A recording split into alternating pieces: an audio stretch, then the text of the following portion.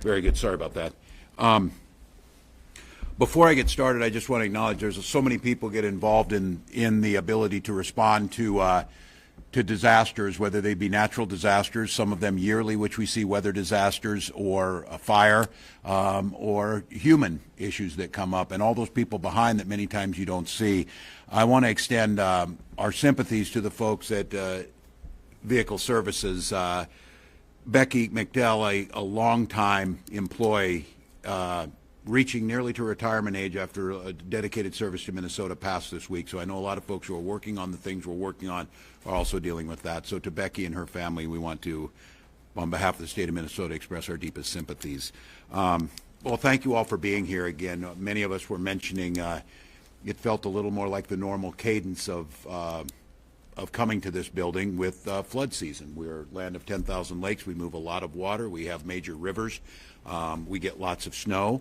And we have an interesting geography that our rivers run both north-south, and you get different watersheds and the Great Lakes.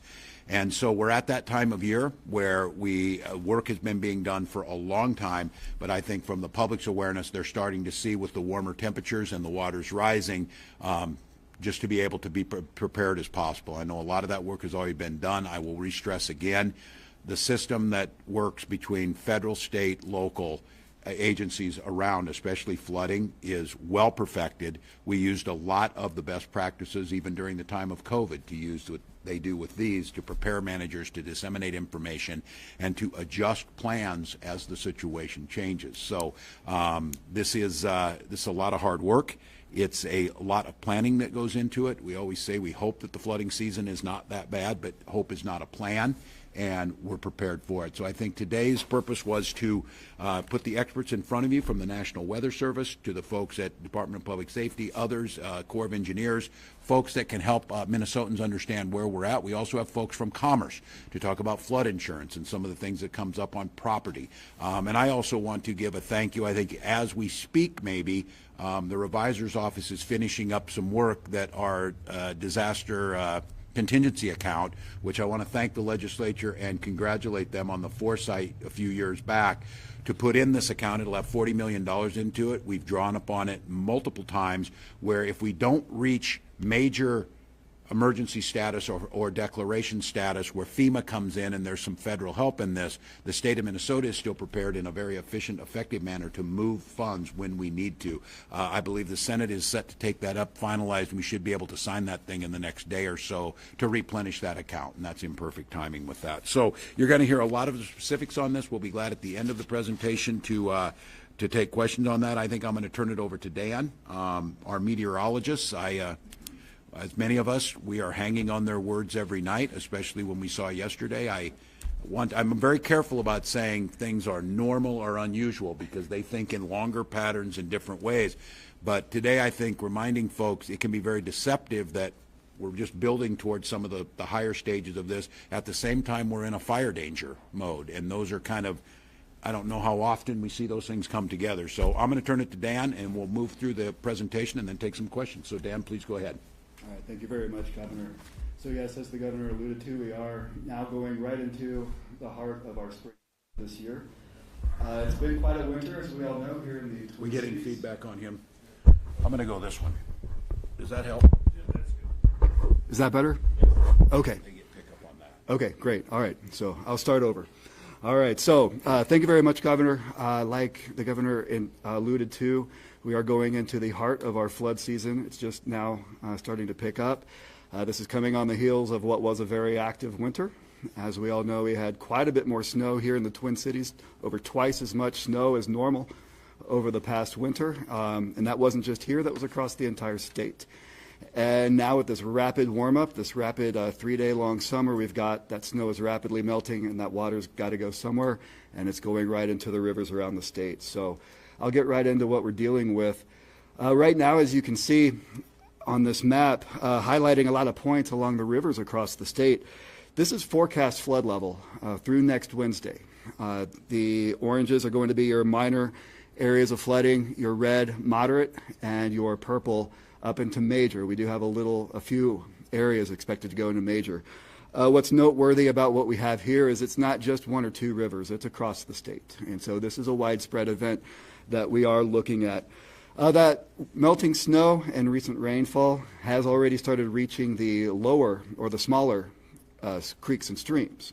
So those are starting to go up, and we're going to see those continue to go up over the next several days over the weekend, and then that water will start to get channeled into our larger main stem rivers, such as the Minnesota, the Mississippi, and the St. Croix, and of course the Red River of the North. So we will be watching very closely those larger stem rivers as we head into the next several weeks. And I really want to highlight those because the longer duration of the flooding along those rivers makes them more susceptible to additional rain that we don't yet quite know how much we'll have down the road. So those are the rivers that we really need to watch moving forward. Could you pronounce your last name? Yes, Hoblitzel. So we're showing here an animated image of how much snow. This is not snow depth. This is actually how much water was in the snowpack.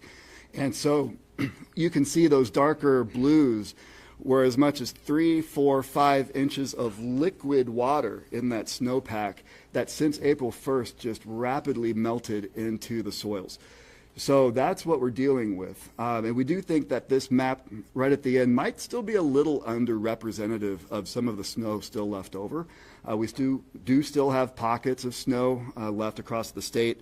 And of course, it's important to point out we still have quite a bit of snow cover left in a few areas, most notably the upper parts of the Minnesota River and then much of the Red River of the North Basin. So those rivers are already starting to go up, and there's more liquid water sitting in the snowpack ready to flow in. So that's what we will be watching very closely. To highlight a few rivers, just a few, what we've called a few hot spots here. This image here is the Redwood River at Redwood Falls, which right now is peaking. This is what's considered a minor flood for that area to help visualize what we're dealing with. You can see some chunks of debris and a little bit of ice in that river. That's kind of representative of a lot of what we're dealing with right now. But some rivers around there are going to get even higher than what we're dealing with here at Redwood Falls. Just to highlight a few, the upper Minnesota River right now, we are expecting widespread minor to moderate flooding there. Could have a few movement of ice. Ice jams are a little bit of a threat. Fortunately, we're not dealing with prolonged freezing weather, so the prolonged ice jam threat will be minimized. That's one good thing about the warmer weather that we have right now. The Crow in central Minnesota also going up into minor to moderate flood. Red River of the North and the Rainy. These are two that are really worth highlighting. These are the two longer duration flood events that haven't even gotten going yet. So both of those basins still have quite a bit of snow left on the ground, ready to melt. And these will be several weeks. Both of these areas will see the rises over the next few weeks. These we really need to watch because if we do happen to get any heavy rainfall, while the other rivers have started to go down, these might still be really well going up into flood and could produce possibly up to major flooding in these if conditions come in just right. So these have the highest uncertainty and are what we need to watch the most. Coming into here around the Twin Cities area, just selecting two spots. On the left, we've got the Mississippi River at St. Paul. This spot, of course, is getting fed by the Minnesota, and in addition to the Mississippi upstream. So this is certainly a hot spot here in St. Paul because you've got the convergence of several channels of water coming in and meeting. And that, of course, leads to a little more uncertainty since we've got two different major rivers to deal with by the time it gets here. As of now, the current forecast takes St. Paul just shy of major flood stage into the moderate. So that would peak sometime around late next week.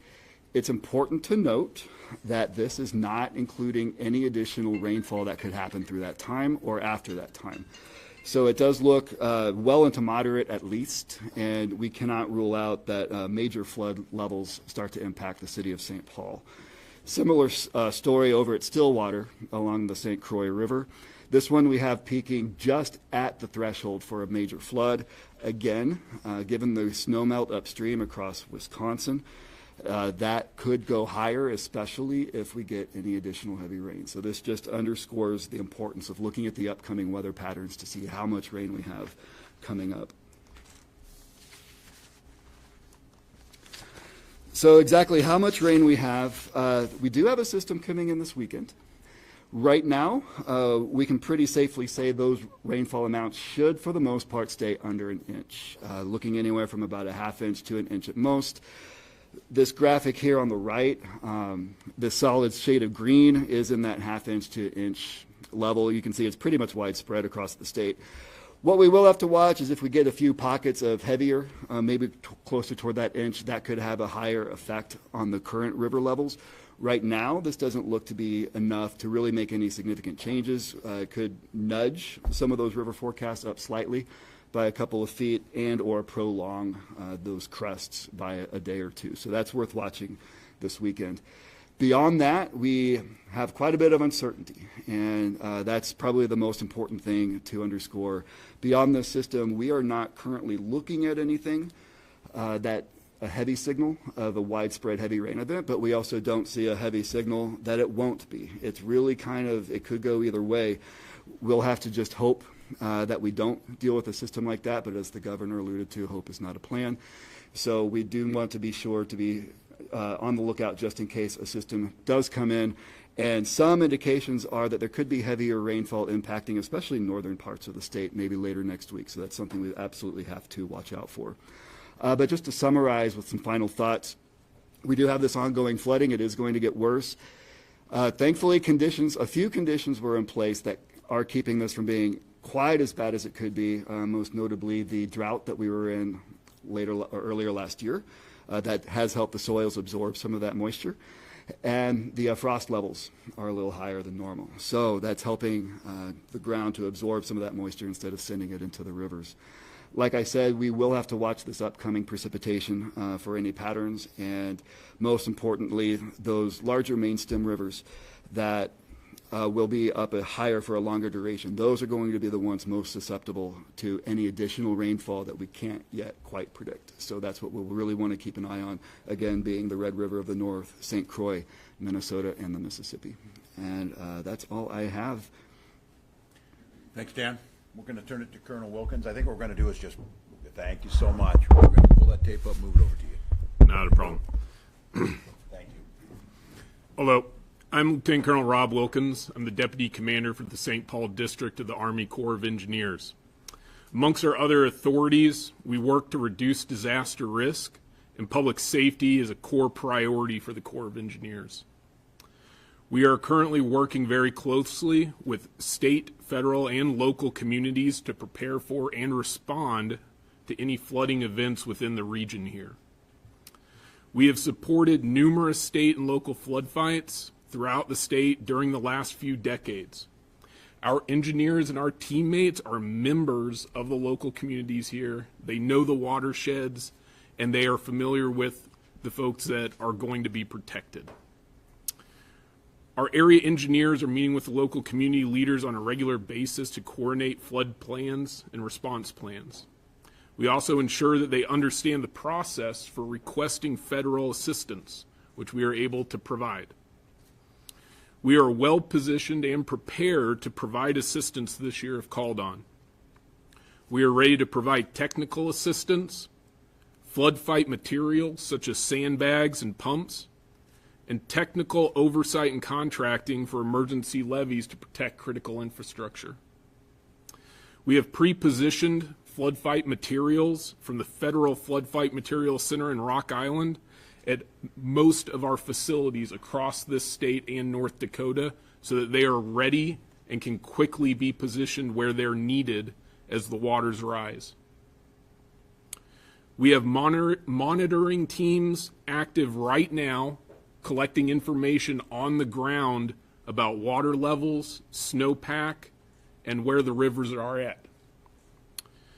We had engineers working through the weekends with the National Weather Service to produce the models that we're using to determine whether the rivers are going to hit a moderate or a severe flood stage.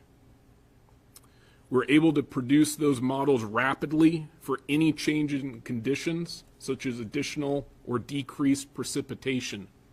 We are updating them daily, and we are communicating that information to the local communities. We're closely monitoring the situations in the Red River, the Minnesota River, and the Mississippi River valleys. The Corps maintains 6 reservoirs used to fight flooding on the Red River, and our water management team has been drawing them down so that we can increase storage capacity in those reservoirs. Likewise, we maintain another 6 reservoirs in the Mississippi headwaters that have also been drawn down to increase capacity so that we can mitigate the increased flows going downriver. We have teams working through the weekends to keep our information models up to date for the areas that we identify as the highest risk. We have flood fight materials pre-positioned where we think they're most likely to be needed, and we are ready to provide assistance if called on, sir. Pending any questions, that's all I have. Thank you. Thank you, Lieutenant Colonel Wilkins. We're going to get our assistance again, do a double time, move it to Interim Director Reed from Homeland Security Emergency Management here in the state. Thank you, Governor. In this state with 1,000 lakes and 1,000 rivers, flooding is inevitable. And just looking at 2022, last year over 30 counties, 30 events had major flooding. In addition to that, we had several other events that either the governor declared or presidentially declared activity. We are working with our partners, local jurisdictions, tribal emergency managers, and cities emergency managers to make sure the emergency management system will work for everybody in the state of Minnesota. We're working with the Corps of Engineers on sandbagging and pumps and other things to be ready and positioned where we might need them. The State Emergency Operations Center, which you're standing in right now, is in monitoring status, and we are ready to elevate that status as we need to support our local emergency managers. We are coordinating with the DNR on several items to help the flood fight. We're looking at all the data from the Weather Service to make sure that we can provide information to the local emergency managers to make the best decisions at their level and that we can support. We assure you that the emergency management system in Minnesota of local, city, tribal, and state and federal partners are ready for you. Now we ask you be ready to help you as well. Make sure you have your kit ready. Make sure you have a plan. And as we've seen over the last couple of days, please do not drive or swim or float in flooded rivers. We've had several events over the last couple of days where we had to rescue people that were in rivers. Please turn around, don't drown. For more information on what we're doing and what we can tell, you can go to our social media or our flood page, hsem.dps.mn.gov. We urge all Minnesotans to be prepared. Help yourself, and then we can come and help you. Disaster assistance can come either through the governor's declaration, depending, or if it gets large enough for the presidential disaster. Make sure you have what you need and stay aware and look out for the alerts. We will be there to help. Thank you.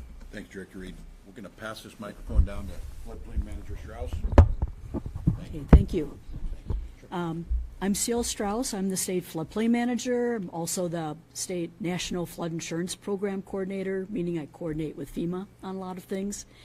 And just as a little bit of background where DNR fits in, we work with the communities on regulating the floodplain in their communities. They're the one with the floodplain regulations, the ordinances, giving out the permits, working with their emergency managers and the important boots on the ground.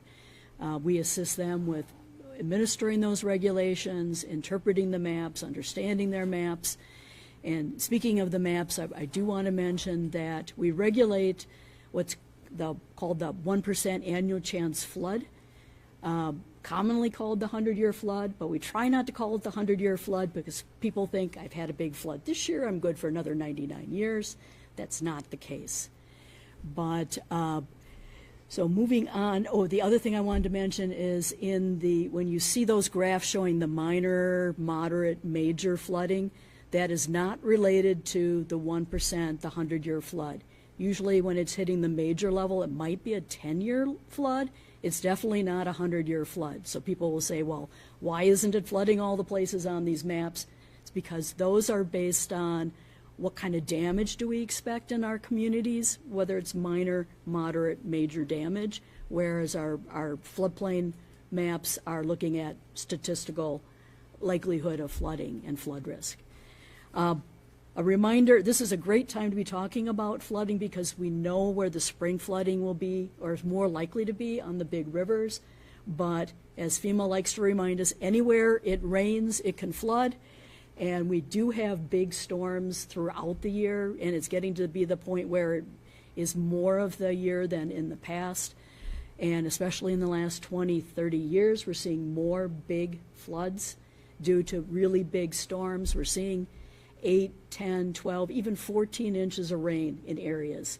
And the modeling for the 100-year floods usually based on a 6 to 8 inch rain.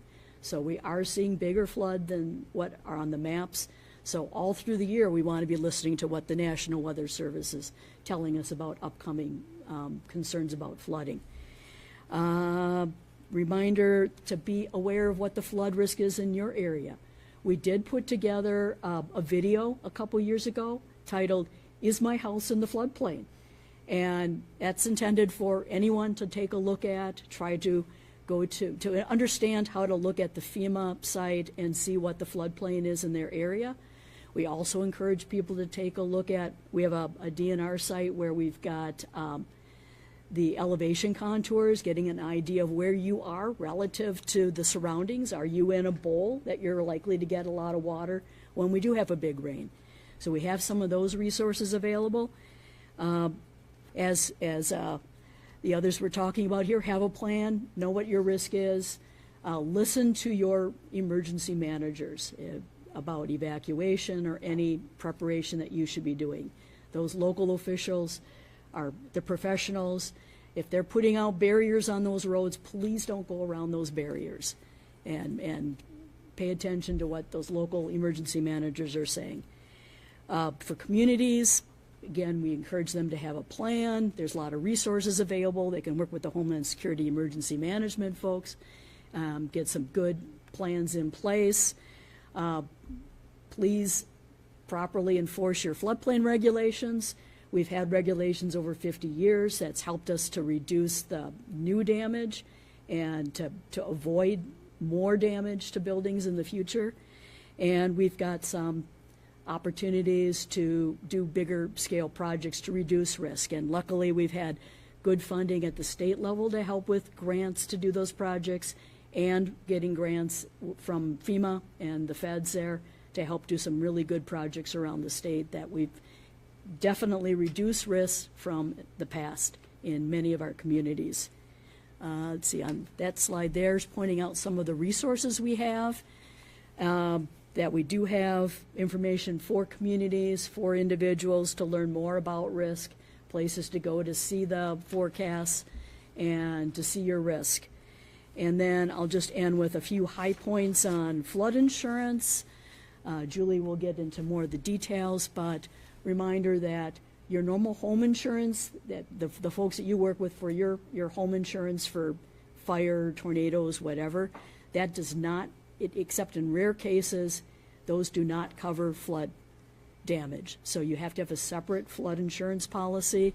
Anyone who lives in a community that participates in the National Flood Insurance Program, which is over 96% of the people in Minnesota, you can get a flood insurance policy. Unfortunately, some agents tell people they can only get a policy if they're in the mapped zone. That is not true. You can get a policy anywhere in the community. And as I mentioned, we're getting bigger floods, so there's definitely places outside the mapped areas that are at risk. And FEMA doesn't map the low areas. They don't map the stormwater ponds in some of those small tributaries. So there can be risk that is not mapped by FEMA in your community. You can get coverage for both the building itself and contents. Sometimes when the bank requires a flood insurance policy, they don't tell people that the policy they care about is just for the building and that you might want to get a policy covering your stuff also. Also, speaking of flood insurance policies, it does normally take 30 days for them to go into effect unless you're getting a new loan, and then that day it will go into effect. And that flood insurance claims are made when you have overland flooding. that either the river got really high and it flowed, or you got a lot of rain that came down and flowed over the land. It does not cover groundwater seepage into basements, just so people are aware of what it can cover and what you can make claims on. And basement coverage gets a bad rap, but it does cover the foundation, it does cover your furnace, your water heater, those integral parts of your basement. And I'll leave it to Julia.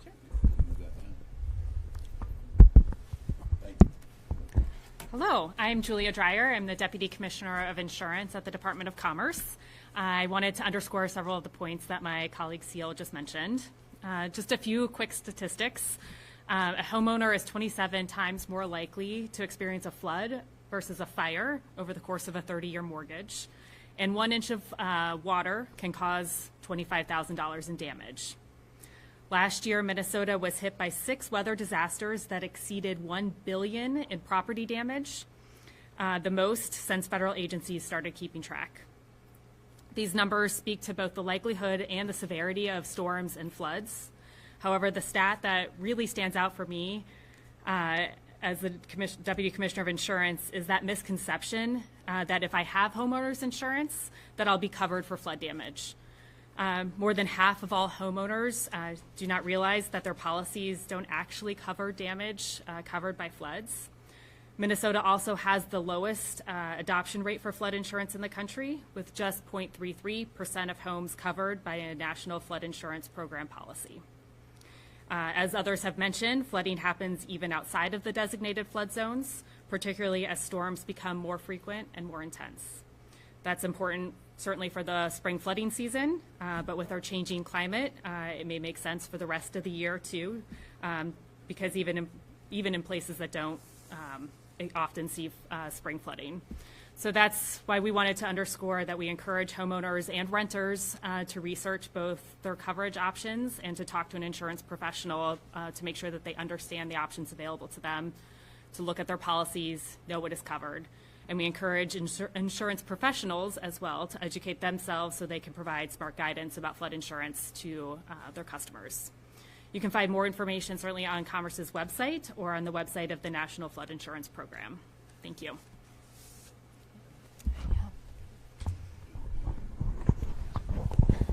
I want to thank all of our partners. I think for ease for the press, we're going to set up a podium here. We'll take some questions on that. I would just remind folks that just saying that our toolbox is open. We've got a lot of tools. We've got time-tested plans to be able to execute. This is helping neighbors get that done. And so we'll take a few questions here from this group that's up here. If we set up the podium, make it a little easier. Thanks. Thank you all. Very helpful.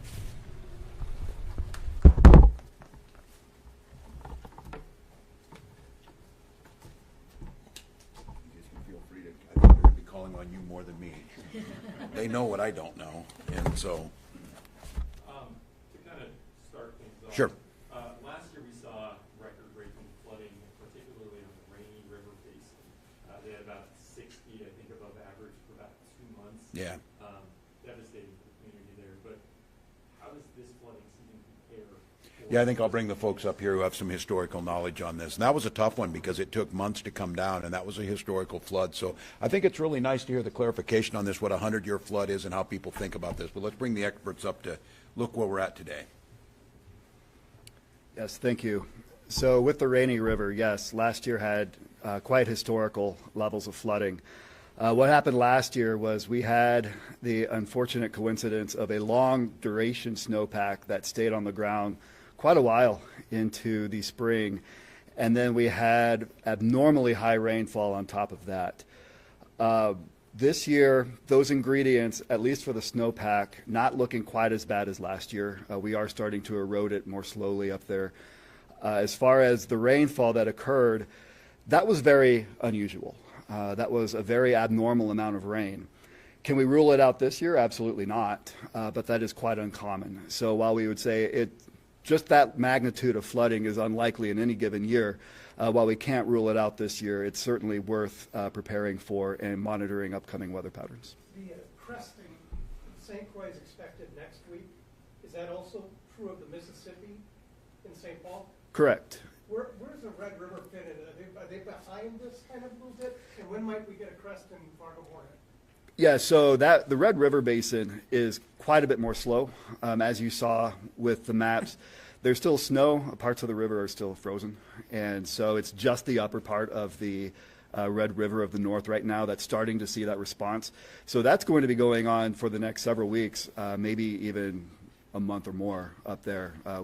And that's highly going to be dependent on future rainfall as well. So that makes it even harder to predict. Do you even have a crest prediction for the Red River up there or not? At this point, no, not yet, yeah. But it's weeks out. It's weeks out. In a historical context, how does that fit in, with specifically the Red River? I mean, is this something that we don't normally see that much snowpack this late in the year and that's difficulty predicting it? It's definitely, and let me introduce my colleague Steve Bowen here. He's at the River Forecast Center, co-located with us at the National Weather Center. So Steve, you might be better suited to answer that question. Yes, I'm Steve Ewan, the hydrologist in charge at the National Weather Service River Forecast Center here, co-located in Chanhassen with the Weather Office. My office forecasts the rivers across the upper Midwest from the Hudson Bay drainage, which includes the Red, the Rainy River, the western Great Lakes tributaries in Michigan, Wisconsin, Minnesota, and then the whole upper Mississippi down to St. Louis. We cover parts of 9 states. And the snowpack on the Red was near historic levels this year in parts of it, a little bit thinner in the northern part, but definitely down in Fargo, very thick.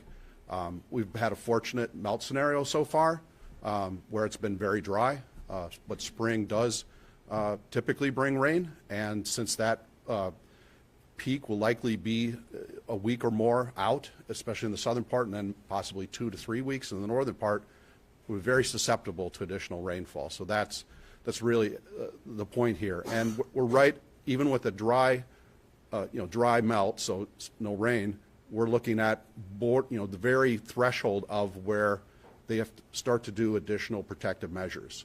Even though there's a lot of permanent protection in the communities there, it's at that threshold where they can't risk an upside event with rainfall. So they're watching it very, very closely, along with the Army Corps of Engineers out there trooping through the field in the wet and cold. So, and same thing with the Rainy. Big snowpack in the Minnesota side, less so in the Canadian side than what happened last year. But last year was a severe drought going into that, and then the historic rainfall. This year we went in fairly wet in the fall. Big snowpack. What's the rain going to do to us? So but we're working very closely with Environment Canada, the National Weather Service, Environment Canada, Lake of the Woods Control Board. The lakes have been drawn down to their legal threshold limit, the low part to absorb the water, but nature has the last say. I have a question. I'm not sure who's best to answer, maybe the Commerce Department, but 2 things. One, on the flood insurance, is the reason the numbers so low have anything to do with rates increasing, I believe, last year for flood insurance, and what contributed to that? And 2, I feel like there's also a misconception that FEMA will rescue you and that there's untapped resources there. Dispel that as soon as you can. Can you talk a little bit about that? Sure. About what FEMA will cover or will not cover? Sorry. I think both, excuse me, both the points that you're making are very good ones. Excuse me. Frog in my throat. But there's 2 things going on there. FEMA did just adjust the way that they rate policies here a couple years ago, and things are more expensive than they've been in the past, especially for people outside the high-risk areas. And also there's a misconception that FEMA's going to swoop in after a flood and hand out money, and FEMA doesn't do that. First of all, they only come and give minimal assistance to homeowners and businesses if there's been a federal declaration, and that's only a small % of the floods that get to the level where it's a federal declaration. And then if they do give any kind of assistance in a flood, it's maybe $5,000. It's not anything to make people whole. So people do have that misconception. They should be getting flood insurance to get better coverage but they do have that misunderstanding, thinking that FEMA's going to come in and make them whole. In the past, we've had a lot more policies in the state. A lot of the policies were outside of the high-risk areas where flood insurance was mandatory if you had a federally backed loan. And now that the prices have gone up, a lot of those folks are dropping their policies because they're not as cheap as they used to be. Is there more FEMA resources for public infrastructure if the individual disaster system? Yeah, when there's a major disaster, FEMA does come in and assist the local governments with like repairing roads, replacing culverts, public buildings, those kinds of things. So that there is a lot of FEMA assistance that comes at that time. And at the state level, we've set it up so that we have state declarations, which is really wonderful compared to other states. We've got great resources for our local governments, and I should let. I'm going to add on to that one. FEMA does do a great job, but it is shockingly minimal to folks. And just to know that because it's the whole country, and you've seen what's happened in Fort Lauderdale and things, it's a very high threshold. You can have your community look like it's really hit hard in a lot of infrastructure issues, and it's hard to meet those thresholds. And so I would echo that, that they're there to provide relief. They certainly won't make you whole. And I'm interested maybe to have come up here on this issue of why Minnesota is lower. Why, your opinion, why we're lower in the adoption of this, because of any state who should understand water, it's us. And so, I mean, right? I don't know why we're the lowest in terms of national adoption. I don't if it's just historical or what. But to your point around like rates and rate increases, I mean, just in general, it certainly on the private side, it has to do with like the severity and the number of storms that we're seeing and the costs that are increasing, and that subsequently comes back to consumers. And on that point, though, a record number of billion-dollar disasters, that's kind of the story across the country, more expensive, more frequent, damaging storms. Governor, is the amount that they replenish the account, the disaster account, enough? Do they have to start adding more each year? no, it's a great question, and I'm going to echo on this, and I do think, and I want to give full credit for this. This was really, really smart, and I think as you heard from Manager Strauss, I talked to other governors and like, this is brilliant. We don't reach those thresholds. I can issue that declaration and we can get that money out right now. It's $40 million. Like I said, I believe it'll go either today or tomorrow. I'll be able to sign that. This is the reason, again, I'll come back to it. We think it's enough. It's enough we agreed upon. I think this is why you need functioning government. We asked for this money last May with anticipations of winter and winter storms and things. This is what happens when things don't get done on time. Now, I'm really pleased that there was a sense of urgency. We're going to get this done before the end of the session. But I think one of the things that this account does is give us flexibility. We have come back and replenished it between legislative sessions to fill it in. So I think this is an appropriate way to approach it. But I think your question kind of answers itself is no. We're going to see more and more of these. We're going to see higher costs that are associated there, and we need to think that that's going to mean that our response has to be in accordance to that. Governor, on that note, your infrastructure budget had about $50 million for flood mitigation Yep. projects to prevent this on the front end. I'm curious about where things stand with that, if we might see money for mitigation. Well, and I don't say this just to be nice on this. Thank you for the question. So this is an important part of that. I was just up in Moorhead, and I want to say I worked on it as a member of Congress for 10 years, and I want to thank everybody who was involved in this nonpartisanly, many different governors, many senators, many members of the House, many local folks. The Fargo-Moorhead diversion project. We're about 4 or 5 years out from that. We still have a few things on our side to take care of. We have it in the bonding bill. I was up there viewing these things. This is the point on this. Anything we can do to harden our infrastructure, to prepare for these things, to make sure that we are, and we're going to have to think about this in all the construction we do, from how we build roads and bridges to how we think about our houses, because this is going to become more normal. So yeah, this does impact that. That's why we thought an early bonding bill has projects in there. It also has some of these grants that you heard being talked about to local communities to do this. This is the smart way to do it. Every time we know when we invest this money, it will come back to us 10 times in what we will save. It also is the anguish and the things that people have to go through. I mean, I cannot wait till that is done in Fargo-Moorhead, that the chances then significantly reduced. And that's the way we're going to have to think about all these projects. So yes, important piece. Ask the legislature to get it done. These are bipartisan proposals based on the best science to reduce the mitigation risk. And where we see them and put them in place, I've worked on these in many places. Owatonna was an example of that.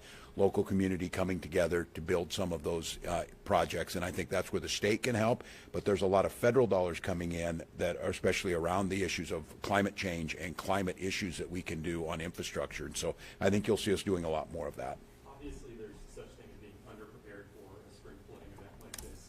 But if we were to have an abnormally dry spring, is there such thing as being overprepared, overinvested in any sort of thing?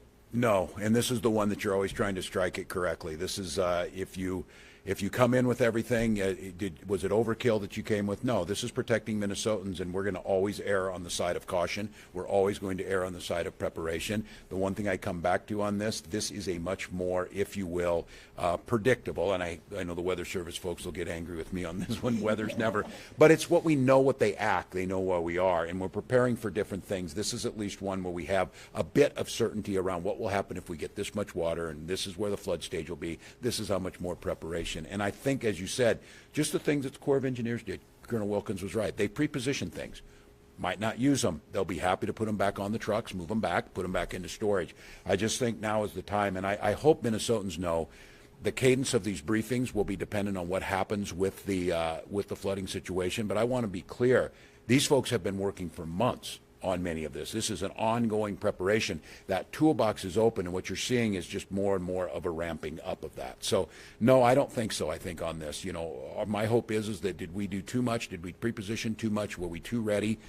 That's an okay scenario, but I think you're always trying to strike it right of where you're at. You know, we certainly don't want to over sandbag every place we can be, but we are looking at this. And I just mentioned to the folks coming in here, these maps on Crest are amazing. These are river gauges and experts, the folks, Steve and the folks that know this, the hydrologists.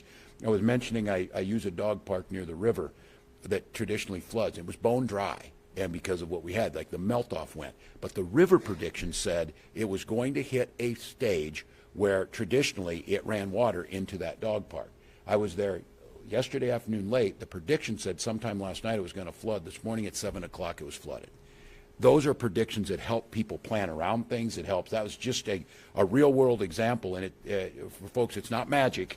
It's science. It's hard work. It's planning, and they're very, very accurate with where these are at. So I think those maps you saw in going to their websites where you can see where that, if you look at that, it's by day and it's by hours of where the crest is going. And to keep following that, if you're interested, those are good places for data. So, well, thank you all for this. I want to give one last shout out to local press and tell Minnesotans, listen to your local press. As you heard say this, it goes without saying, but it is a tragic situation. Do not drive around a barrier. Stay away from those rivers. Keep the folks, the DNR folks, from having to be out there.